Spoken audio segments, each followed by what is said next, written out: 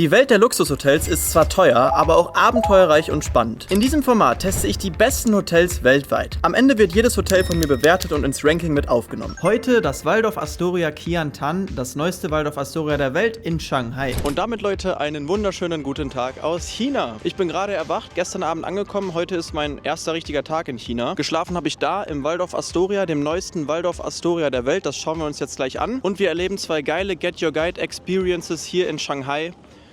Ich bin jetzt 2 Wochen in China, wir starten in Shanghai, dann geht es noch weiter nach Peking, nach Shenzhen und eventuell noch Guangzhou. Die Kinder, die drehen hier irgendwie alle ein bisschen durch. Moinsen, mein Lieber, alles fit? Ja, bei mir läuft es auch soweit. Kannst du jetzt wieder gehen? Ich stehe hier übrigens gerade, Moment, direkt am Fluss. Jetzt habe ich den Namen schon wieder vergessen, sage ich euch gleich nochmal. Und da hinten ist, ich sag mal, das Zentrum von Shanghai in die Richtung. Ich bin jetzt erstmal die ersten 3 Nächte hier im Hotel und dann geht's weiter nach da. Ich glaube, da ist dann auch nochmal deutlich mehr los. Aber auch hier ist es schon richtig beeindruckend, gerade mit der Skyline dann nachts, wenn es leuchtet. Also ich bin hier, wie gesagt, gestern Abend angekommen, habe dann da aus dem Zimmer geguckt und war schon echt sehr, sehr am Staunen. Sieht auch cool aus, das Hotel, ne? Ist natürlich so ein bisschen in so einem Yachtstil gehalten und ist wirklich das neueste Waldorf Astoria der Welt. Die haben hier, meine ich, letztes Jahr im Oktober erst eröffnet und das merkt man auch, dass es brandneu ist. Sehr beeindruckend für mich auch zu sehen. Das zeige ich euch jetzt alles sofort. Wir haben heute Sonntag, hier ist einiges los. Leute sind am Skaten. Alles eigentlich wie bei uns, ne? Mein Zimmer ist übrigens auf der 12. Etage. Insgesamt gibt es 15 Etagen, 1, 2, ja, irgendwo da. So, hier so, circa. Latschen wir mal zurück Richtung Hotel. Fahrradweg hier oben. Also es ist einfach ein richtig schönes Fleckchen hier, muss ich sagen. Also ich fühle mich echt wohl. Alles schön ruhig, schön angepflanzt hier mit den Pflanzen. Fängt an zu blühen, Frühling kommt, ja, wie auch immer. Vielleicht noch 1, 2 Sachen zur weiteren Planung meines China-Aufenthaltes. Also ich bin halt, wie gesagt, jetzt erstmal eine Woche in Shanghai. Die Stadt wollte ich mir ganz in Ruhe anschauen, weil ich sie auch sehr spannend finde einfach. Und dann geht es noch in ein paar andere Städte. Ich werde auch innerhalb von China einmal mit Air China fliegen First Class. Das ist, glaube ich, einzigartig weltweit, dass man innerhalb eines Landes First Class fliegen kann mit einer Airline. Da freue ich mich drauf und natürlich auch Zug fahren. Es gibt hier ganz besondere, krasse Züge, die schnell durch das Land brettern. Er ist, glaube ich, live auf TikTok oder so. Keine Ahnung, Digga, what the fuck. Also, ich glaube, das Zugnetz oder generell hier Zug zu fahren in China ist schon, wie soll ich sagen, einfach anders. Es gibt hier verschiedene Klassen, es gibt krasse Züge, alles auch sehr futuristisch natürlich. Gerade die Städte in China sind ja sehr futuristisch. Wenn es dann ländlicher wird, ist es auch an vielen Orten schon noch verarmt, ne? Muss man auch sagen. Aber so wirklich Plan von China habe ich auch nicht. Ich bin halt einfach jetzt hier. Genau, Zug fahren. So, rechts vor links gibt es das hier. Ich pushe hier jetzt einfach mal rüber. Hotels angucken. Wirklich, ich freue mich auf viele richtig krasse Hotels. Also da könnt ihr euch auch drauf freuen. Und hier seht ihr das Waldorf nochmal von Namen. Ja, schon cool. Cooles Gebäude. Guck mal, hier ist Hundetreff im Park. Der Rasen, ey, der ist hier richtig am Blühen. Schaut euch mal den Rasen an. Ich weiß auch nicht, was die da für Dünger benutzen. Hier sieht es, finde ich, gerade sogar ein bisschen amerikanisch aus, wenn man, also außer die Autos jetzt. Guck mal, da vorne, ich dachte eben erst, das wäre ein Ferrari. Aber warte mal, das zeige ich euch mal eben noch. Sieht so ein bisschen aus wie hier der eine Ferrari, ne? 8 Sekunden noch rüber. Aber natürlich nicht. Ist ein Xiaomi. Der Xiaomi U7 Max, natürlich. Verrückt. Okay, jetzt widmen wir uns aber wirklich mal dem Hotel. Einmal hier durch die Büsche und dann bin ich auch schon beim Eingang. Das Waldorf Astoria Shanghai Qiantan wurde im Oktober 2025 eröffnet und ist damit das neueste Haus der Marke. Es liegt im modernen Qiantan, ich hoffe übrigens, ich spreche das die ganze Zeit richtig aus, Qiantan-Viertel direkt am Huangpu-Fluss und ist eher als ruhiger Luxus-Rückzugsort konzipiert als klassisches City-Hotel. Das Hotel hat 204 großzügige Zimmer und Suiten, fast alle mit Balkon und natürlich Flussblick. Besonders interessant ist auch das Design, welches bewusst das Motiv einer Luxusjacht aufgreift und auch die Innenräume sind so gestaltet, dass sie an fließende Linien, Deckstrukturen und elegante Kurven eines Schiffes erinnern. Also ich hab Bock und wir spazieren mal rein. Ey. Oh, sieht schon krass aus, ne? Thank you. Huschen wir mal schnell rein. Ich glaube hier lang. Und dann geht's hier zu den Aufzügen. Ich lasse das mal einfach für euch laufen. Schaut mal. Schon sehr, sehr schön. Hier war ich heute Morgen beim Frühstück und Brunch. Das geht einfach jeden Tag bis 14 Uhr. Hier bin ich. Und hier geht es jetzt zu den Aufzügen. Das finde ich auch sehr beeindruckend. Die haben hier alles so ein bisschen versteckt. Normalerweise sind die Knöpfe ja immer ein bisschen hässlich. Aber hier nicht. Schaut mal. Sieht schon toll aus. Eher so wie so eine Lampe. Jetzt halte ich hier meine Karte dran und der loggt ein. Ne, ich muss einloggen. 12. Etage. Hallo. Jetzt passt mal auf, jetzt gleich müsste es hell werden. Ja. Und wir fahren jetzt auf Etage 12. Wie gesagt, insgesamt gibt es 15 Etagen. Wir haben ja auch noch natürlich Fitnesscenter, Swimmingpool. Das schauen wir uns auch noch an. Ich habe ja genug Zeit. Auf jeder Ebene hast du auch hier erstmal so eine kleine Lounge. Also ich muss sagen, designtechnisch gefällt mir das Hotel absolut 10 von 10. Also das ist genau mein Geschmack, muss ich sagen. Auch mein Zimmer. Habe ich selten in Hotels übernachtet, die mir noch besser gefallen haben. Ich weiß nicht, ihr könnt ja mal eure Meinung kommentieren. Genau, und ich bin hier bei 12,15. Das ist mein Zimmer. Ich glaube, irgendwie 60 Quadratmeter haben wir hier hereinspaziert. Und zack, da sind wir auch schon im Zimmer. Also ich muss sagen, als ich hier gestern Abend reingekommen bin, war ich wirklich krass übermüdet, definitiv. Deswegen ist es nicht ganz so ausgefallen wie sonst vielleicht schon mal. Aber ich habe mich echt gefreut, hier jetzt erstmal 3 Tage zu chillen. Was heißt zu chillen? Also zumindest hier schlafen zu dürfen. Weil es ist ein absolut geiles Zimmer. Für mich persönlich 10 von 10, kann ich direkt sagen. Super Ausblick. Ich habe hier quasi Panoramablick gebucht. Die kleinsten Zimmer sind 52 Quadratmeter. Da hast du auch einen Balkon und der Ausblick ist bestimmt auch schon gut. Hier habe ich jetzt 65 Quadratmeter und einen vielleicht noch ein bisschen besseren Ausblick. Bisschen mehr Panorama, wie auch immer. Preislich verrate ich euch auch sofort. Ich bin nach China gereist, weil ich mir dachte, ey, eigentlich, du hast jetzt schon so viele Länder auf der Welt gesehen. Wie kann es denn sein, dass man noch nie in China war? Selbiges gilt für Südamerika, da muss ich jetzt zeitlich auch mal hin. Aber China hat absolut verrückte Hotels. Ich habe ganz viele wirklich tolle Gebäude gesehen, auch in Shenzhen zum Beispiel. Das ist ja so die Tech-Stadt. Und deswegen bin ich jetzt erstmal hier gelandet. Preislich geht es auch fit, also ist auf jeden Fall günstiger als in Deutschland, würde ich mal sagen. Ich habe jetzt für das Zimmer 370 Euro pro Nacht bezahlt. Das günstigste Zimmer hätte bei 310 Euro gelegen. Wie immer gebucht über Sweetspot. Und wir machen jetzt mal eine Roomtour. Ich filme euch das direkt einmal von dieser Seite ab. Bett und so weiter und so fort. Und ja, ist quasi ein Raum. Und dann hast du hier aber, schaut mal, direkt quasi so ein offenes Badezimmer. Das finde ich schon sehr schön. Mit dieser Badewanne, dann kannst du hier die Fenster aufmachen und hast dann auch den Blick nach draußen. Der sicherlich, würde ich sagen, jetzt gerade auch schon cool ist, aber abends nochmal beeindruckender. Machen wir das heute mal ein bisschen anders. Starten wir mal direkt hier mit dem Ausblick einmal rein. Dann habt ihr das schon mal bei Tag gesehen. Das hier ist der Balkon, der ist auch nochmal ziemlich groß. Hier kann man sich ja sogar hinlegen. Sehr, sehr entspannend. Ich zeige euch den Ausblick später natürlich auch nochmal, wenn es dunkel ist. Und dann kann man auch die Skyline sehen, gerade da hinten von der Shanghai Band nennt sich das. Mit dem Shanghai Tower und so weiter und so fort. Gerade ist es so diesig, das sieht man kaum. Hier ist ja der Fluss, der schlängelt sich dann hier einmal so rum. Und ja, zeige ich euch später alles nochmal. Aber so auch schon wirklich eine tolle Aussicht, ne? Da unten habe ich ja das Video eben angefangen, hier bei dem Platz. Sehr, sehr viele Fahrradfahrer unterwegs. Hier ist schon was los. Und auch ziemlich viele Boote, ne, die hier irgendwas transportieren. Ach krass, das habe ich ja noch gar nicht gesehen. Das gehört ja quasi... Was ist denn hier los? Ach, hier kann man runter gucken. Ja. So, wir gehen wieder rein ins Zimmer und machen mal eine Roomtour. Starten wie immer natürlich hier vorne. Hier ist die Eingangstür, hier kommt man rein. Und ja, ist dann eigentlich direkt im Zimmer drin. Hier links, sehr, sehr schön, ein begehbarer Kleiderschrank. Hier habe ich meinen Koffer gestern Abend abgeliefert. Und du kannst ja alles reinschmeißen, was man vielleicht nicht unbedingt im Zimmer haben will. Hier 2 super schöne Bademäntel. Einen hatte ich gestern Abend schon an, die sind wirklich sehr, sehr sanft. Gefällt mir richtig gut. Nicht so klassisch, wie man Bademäntel vielleicht in den meisten europäischen Hotels hat. Bisschen andere Qualität. Regenschirm, Laundry Pakete, also oder hier halt diese Taschen, ne? Was ist das denn? Ach so, sowas habe ich ja noch nie gesehen. Fire Escape Hood. Ja, wenn es brennt, ziehst du dir so eine Maske an. Was das genau ist, kann ich auch nicht sagen. Das habe ich mich gestern schon gefragt. Ein Kindersitz oder so? Keine Ahnung, ihr könnt es ja gerne mal kommentieren. Ich bin überfragt. Da unten liegen dann noch Schuhanzieher, eine Matte zum Sport machen. Was haben wir hier drin? Nix. Ein Safe, einfach Schränke, ne? Genau, kannst deine Sachen verstauen. Schön designt, gefällt mir gut. Generell, wie gesagt, das ganze Zimmer finde ich absolut klasse. Richtig, richtig schön und trifft absolut meinen Geschmack. Da bin ich, Moinsen. Genau, das ist das Toilettenzimmer, WC.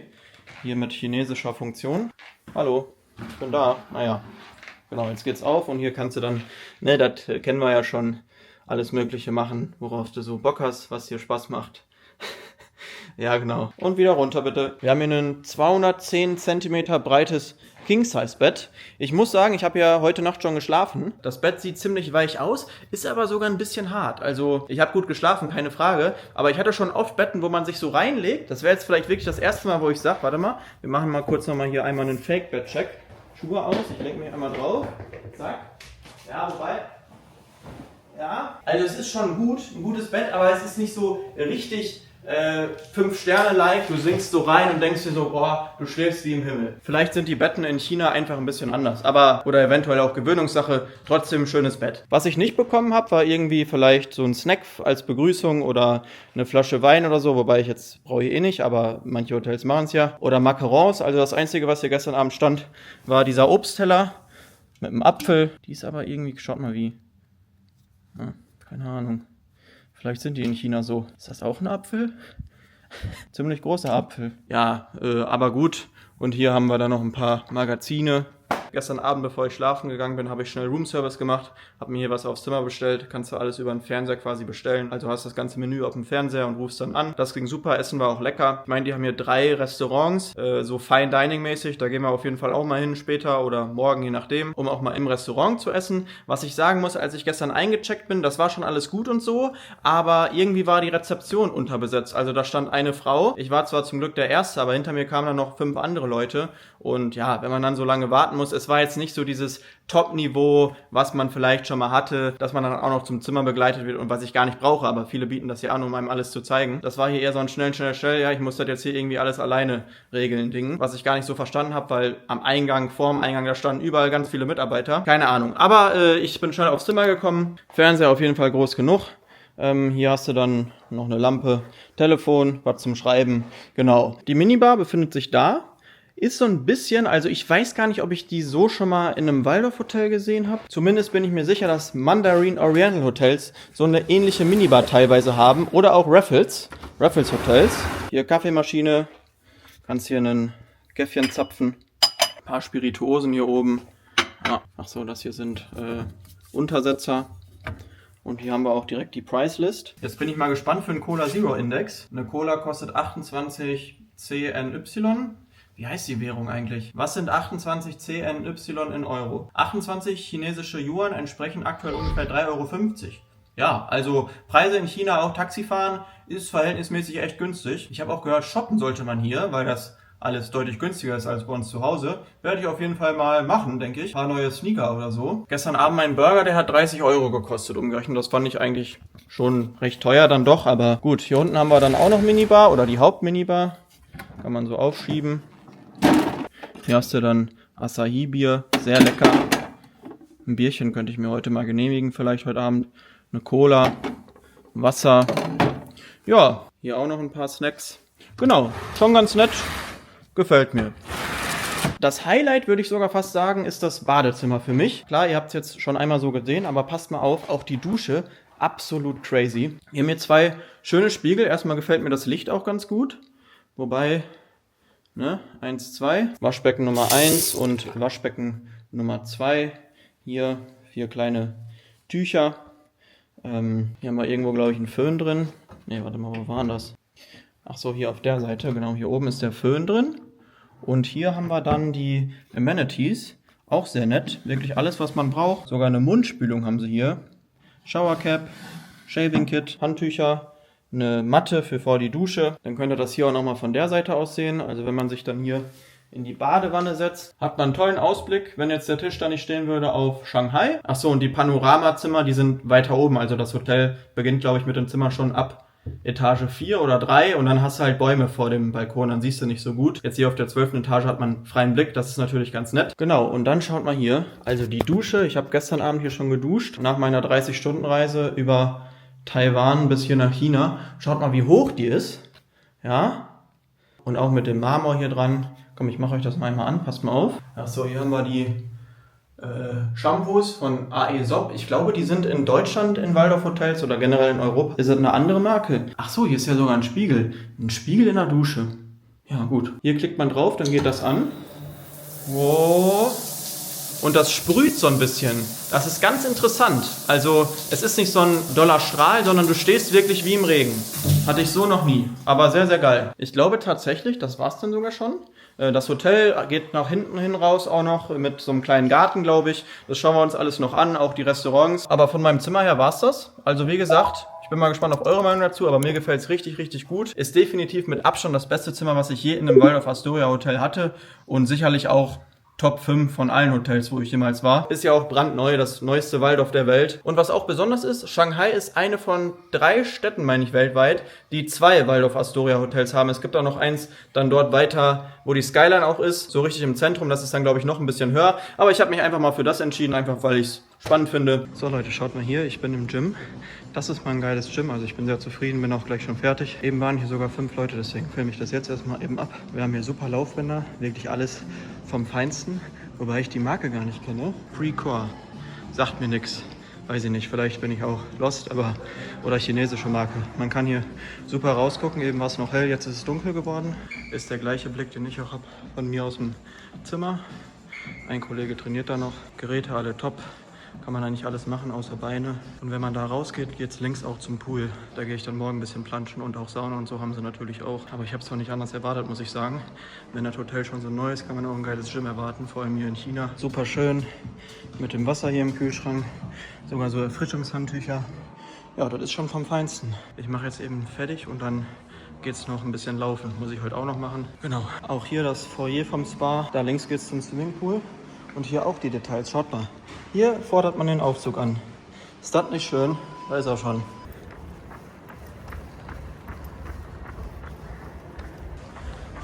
Geile Nummer. Wow. Also im Dunkeln gefällt es mir hier nochmal besser, muss ich sagen. Schaut euch das mal an. Ja, und das ist ja nicht mal die richtige Skyline, sondern halt jetzt hier ein bisschen außerhalb vom Zentrum von Shanghai, das ist ja da hinten. Und da geht's für mich auch hin. Den Shanghai Tower sieht man ganz leicht da hinten leuchten, weil es ist so diesig. Und zwar da. Und da fahren wir jetzt mal ganz nach oben. Ich bin gespannt. Da habe ich mir ganz entspannt über Get Your Guide ein Ticket gebucht. Wir fahren hoch auf den Shanghai Tower und ich nehme euch natürlich mit. Let's go! So Leute, ich bin jetzt gerade mit dem Bus hier ins City Center gefahren, sage ich mal. Boah. Und das ist das erste Mal, dass ich das hier so sehe. Alter, ist das hoch. Ich reise ja mittlerweile schon ziemlich oft und manchmal vergesse ich in dem ganzen Zeitstress mir auch mal die Städte so richtig anzuschauen. Und um auch mal andere Perspektiven zu sehen, habe ich mir über die Get Your Guide App ein Ticket für den Shanghai Tower gekauft. Und schaut euch mal diesen Tower an. So, seid ihr bereit? Der nimmt ja gar kein Ende. Fast 700 Meter hoch. Und da oben geht's jetzt hin. Und wenn man jetzt auf so eine geile Location fährt, die ja oft auch ziemlich überlaufen ist ja das Letzte, was man möchte, anzustehen. Deswegen checke ich auch immer die Get Your Guide Skip the Line Experiences. Und ich kann jetzt einfach die Line skippen und direkt hochfahren. Ist das nicht geil? Die Skyline leuchtet übrigens jede Nacht immer bis 22 Uhr. Und ich dachte mir, ich muss zu dieser Zeit hochfahren. Tagsüber ist es bestimmt auch richtig geil, aber ich denke im Dunkeln vielleicht noch ein bisschen cooler. So, und da sind wir auch schon. Shanghai Tower. Jetzt muss ich mal gucken, wo ich da reinkomme. So, ich bin angekommen. Hab sogar Glück gehabt. Hier ist gar keine Schlange. Das heißt, ich kann so oder so durchspazieren. Aber für den Fall der Fälle hätte ich mein Skip-the-Queue-Ticket. So Leute, ich bin oben. Wieder ein paar Deutsche getroffen. Boah. Schaut euch das mal an hier. Wie hoch ist denn das? Ich glaube übrigens, das ist die höchste Aussichtsplattform der Welt. 562 Meter. Schaut mal, hier ist der Ausblick noch krasser. Alter. Ich bin ja jetzt schon ein paar Tage hier und habe natürlich so meinen ersten Eindruck von der Stadt gemacht. An sich ist das Ticket nicht nur ein Ticket zur Spitze des Shanghai Towers, sondern auch ein Ticket, um die Stadt nochmal von einer ganz neuen Perspektive zu sehen, die viele Leute so vielleicht in vielen Städten gar nicht wahrnehmen, weil sie einfach nur unten durch die Straßen laufen. Ich bin mittlerweile wieder unten und falls ihr plant, mal nach Shanghai zu reisen, dann dürft ihr diese Experience auf keinen Fall verpassen. Wie gesagt, einfach direkt über Get Your Guide buchen und ich würde mal sagen, das ist die entspannteste Möglichkeit, ein schönes Abendprogramm zu haben, ohne viel Stress. Wie immer, erster Link in der Videobeschreibung und wir gehen jetzt zurück ins Hotel.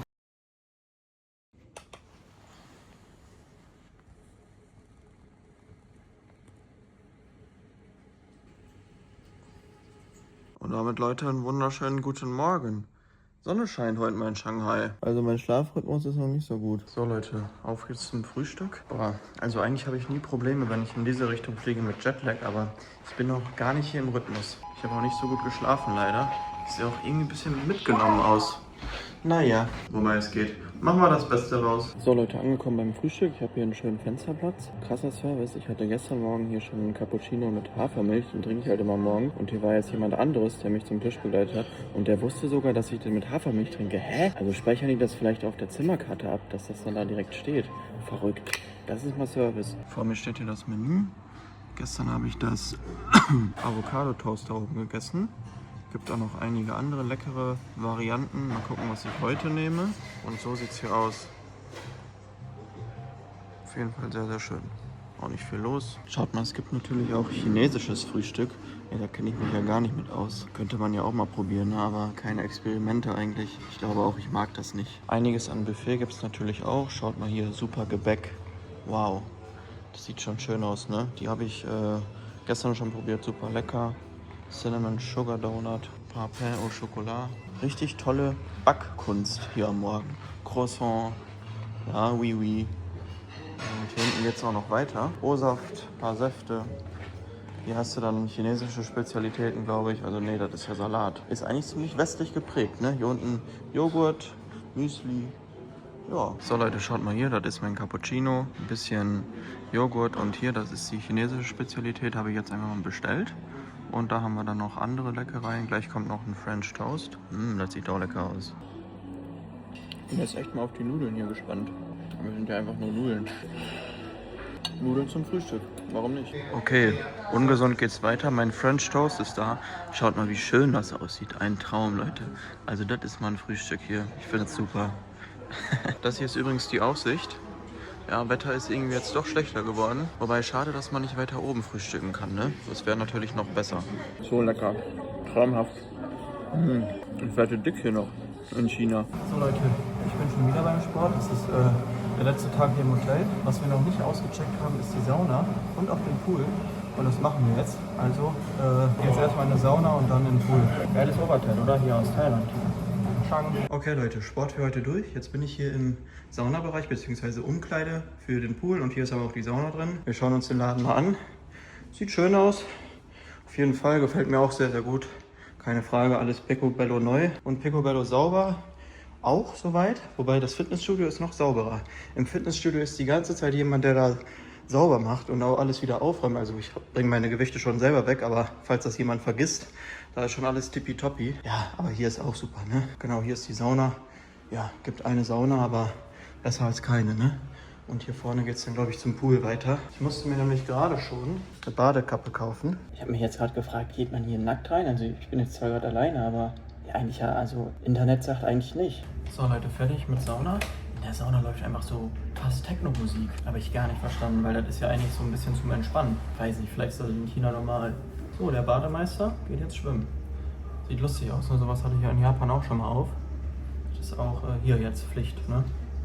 Gehen wir mal ein bisschen planschen. So, da bin ich. Guck mal, hier gibt es so eine schöne Liege. So ein Kokon. Das ist wirklich ein riesiger Pool hier, ne? 25 Meter lang, meine ich, oder vielleicht sogar 30. Und 2 Bademeister gibt es. Einen da hinten und einen hier noch links.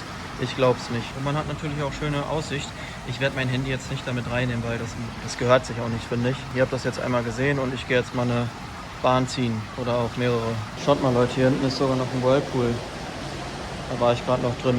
Mit schöner Aussicht. Also hier Bademeister zu sein, ey, das ist ja auch wirklich ein langweiliger Job. Und dann auch noch 2 auf einmal. Wieso das denn? Da passiert doch eh nichts. Becken ist 1,20 tief. Für mich geht es jetzt zum Essen. Ich muss nämlich noch ein bisschen Hotelkredit loswerden. Es gibt auch hier unten ein Restaurant. Wir fahren allerdings auf die 16. Etage. Da muss ich ja mal umsteigen. Da ist das andere Restaurant. Und da habe ich einen Tisch reserviert. Glaube ich zumindest. Leute, so ein Mist. Ich habe eben nämlich angefragt, dass ich gerne heute Abend da essen möchte. Und die meinten, das sollte gehen. Ist allerdings voll ausgebucht.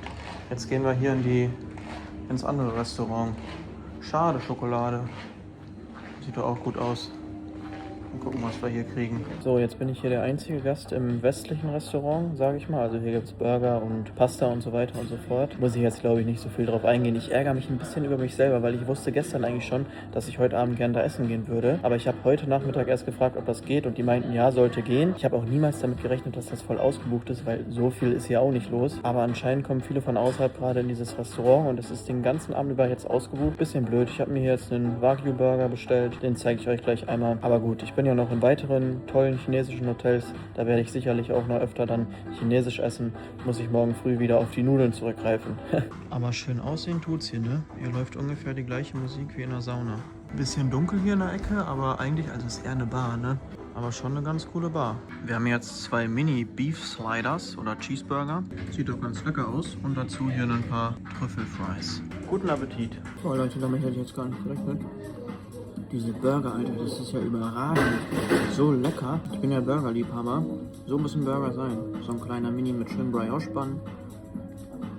Essen war super, zwar sehr einfach, nichts Besonderes, auch nichts Chinesisches, habt ihr ja gesehen. Mittlerweile ist es wieder Abend und ich habe mich noch zu was Coolem entschieden. So Leute, schaut mal hier, wer hat denn das schlechte Wetter bestellt? Ich bin hier mittlerweile auf dem Boot und genau jetzt fängt es richtig an zu regnen. Wir schippern hier jetzt eine Stunde über den Hangpu River. Gebucht natürlich auch wieder über Get Your Guide. Es gibt einige verschiedene Nachtkreuzfahrten, die man hier buchen kann. Die sind aber, denke ich mal, alle recht ähnlich. Und schaut euch mal diese geile Aussicht hier an. Es hat auch irgendwie was, dass die Wolken so tief hängen, dass es regnet. Also schon eine krasse Stadt. Und das dann hier vom Wasser aus zu sehen, ist natürlich nochmal ein kleines Bonbon. Ich habe jetzt hier 23 € bezahlt für eine Stunde.